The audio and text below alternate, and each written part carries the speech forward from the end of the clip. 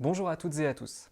Si vous m'écoutez et me voyez en ce moment, c'est que vous avez choisi de voir Tout ce que le ciel permet, un film réalisé par Douglas Sirk en 1955. On ne peut commencer à parler de ce film sans évoquer son genre, le mélodrame hollywoodien, rattaché à son réalisateur, Douglas Sirk. Né en Allemagne en 1897, Douglas Sirk débuta sa carrière dans son pays, au théâtre puis au cinéma, dans les années 30. Opposé au nazisme, il quitta l'Allemagne en 1937 et s'exila aux États-Unis, où il entama une collaboration avec la Columbia Pictures. À la fin de la Seconde Guerre mondiale, il retourna brièvement en Allemagne, avant de revenir aux États-Unis dans les années 50, période à laquelle ont été tournés ses films les plus célèbres. C'est avec le studio Universal, avec qui il fut en contrat de 1951 à 1959, pour qui il réalisa ses plus célèbres mélodrames, comme Tout ce que le ciel permet. En 1959, après le film Mirage de la vie, Douglas Sirk prit sa retraite et rentra en Allemagne de l'Ouest, puis en Suisse, où il mourut en 1987. Un des genres de prédilection de Douglas Sirk, c'était donc le mélodrame. À l'origine, il s'agit d'un genre théâtral, dramatique et populaire, qui signifie étymologiquement drame avec musique.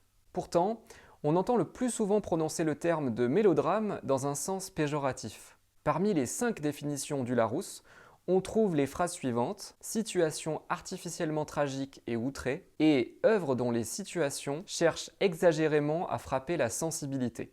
Si le mélodrame est considéré comme un mot méprisant, c'est que les racines de ce genre au cinéma sont issues de la tradition des women's films, ces œuvres destinées prioritairement à un public féminin, ce qui en faisait évidemment des œuvres culturellement moins légitimes que celles destinées aux hommes. Le mélodrame, au cinéma, c'est certes un genre qui met en scène des histoires d'amour impossibles, des sacrifices, des trahisons, de la musique très orchestrale, et une mise en scène qui amplifie ou frôle parfois le pathos. Mais quand on dissout ce vernis, quand on s'intéresse à ce que racontent vraiment les mélodrames, ce sont surtout des films qui montrent des figures féminines en quête d'émancipation, menacées par la société patriarcale, qui met en avant les tensions entre un individu et la société, et qui, au final, fait une critique de la violence sociale de manière très subtile, avec notamment un regard porté sur la famille et le voisinage, profondément ironique, voire cruel. Alors, sous les apparences d'un banal film sentimental, Tout ce que le ciel permet propose une véritable analyse de la brutalité du conformisme social et de la solitude imposée aux individus, en particulier aux femmes, qui s'écartent des normes sociales de genre. Et ce regard, on le doit en partie à Peg Fenwick, la scénariste du film, qui a basé son texte sur l'adaptation d'un roman. Pour interpréter les rôles principaux de ce film de commande, le couple de cinéma John Weinman et Rock Hudson fut de nouveau réuni à l'écran. Un an après Le Secret Magnifique, un autre mélodrame signé Douglas Sirk pour le studio Universal. Vous noterez que John Weinman n'avait que 8 ans de plus que son partenaire Rock Hudson, lui qui fut l'une des premières personnalités à mourir après avoir contracté le sida en 1985. Visuellement, Tout ce que le ciel permet est emblématique du style esthétique de Douglas Sirk, avec un recours au Technicolor. Ce procédé couleur qui fut le plus utilisé à Hollywood jusque dans les années 50 était caractérisé par des couleurs très saturées, denses et contrastées, avec des rouges profonds, des verts intenses et des bleus francs. On le retrouve par exemple dans Blanche-Neige et les 7 nains en 1937, dans Les Aventures de Robin des Bois en 1938, ou encore Le Magicien d'Oz et Autant en emporte le vent en 1939.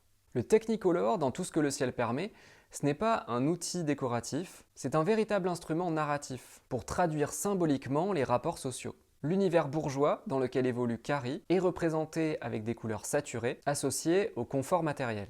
A l'inverse, les scènes avec Ron sont composées de couleurs naturelles, celles des paysages, de la forêt ou même de la maison du personnage. Et c'est en quelque sorte le sens de l'histoire, puisque c'est précisément à partir du milieu des années 50, soit à l'époque de la sortie de Tout ce que le ciel permet, que le Technicolor et ses couleurs saturées fut peu à peu remplacé par le procédé Eastman Color de Kodak et ses couleurs plus douces et naturalistes. À sa sortie, le film fut reçu comme un mélodrame élégant mais conventionnel, et ce n'est que plus tard, à partir de la fin des années 60, que la critique, notamment française, redécouvrit l'œuvre de Douglas Sirk et la dimension politique et subversive de ses films. Ces hommages provinrent aussi parfois de cinéastes, comme le réalisateur allemand Rainer Werner Fassbinder, qui proposa une adaptation libre de Tout ce que le ciel permet dans son film Tous les autres s'appellent Ali en 1974. C'est peut-être plus étonnant, mais on trouve aussi une filiation télévisuelle de Tout ce que le ciel permet avec la série Desperate Housewives, diffusé de 2004 à 2012, dans ses thématiques, bien sûr, mais aussi dans ses lieux de tournage. Les deux œuvres ayant été filmées dans la Colonial Street, cette rue artificielle des studios Universal. La filiation entre Tout ce que le ciel permet et la télévision plus largement passe aussi par une scène célèbre où ce média, nouveau à l'époque, est particulièrement dévalué. C'est plutôt de bonne guerre, à l'époque où Hollywood s'approchait de la fin de son âge d'or et où la télévision commençait à grignoter des entrées en salle. Et pourtant, dans un jeu de vase communicant, c'est bien en partie les mélodrames hollywoodiens qui inspirèrent les nighttime soap, ces feuilletons de soirée comme Dallas, Côte Ouest ou Dynasty, qui firent les belles heures des chaînes américaines et françaises dans les années 80, des œuvres qui, comme les mélodrames, furent en leur temps dépréciées, mais dont il est établi aujourd'hui l'importance historique, mais également le caractère parfois critique. Vous en savez désormais un peu plus sur Douglas Sirk et son film Tout ce que le ciel permet, que je vous laisse découvrir ou redécouvrir tout de suite. Il ne me reste qu'à vous souhaiter une très bonne séance, de très bonnes fêtes de fin d'année, et je vous dis à bientôt au cinéma.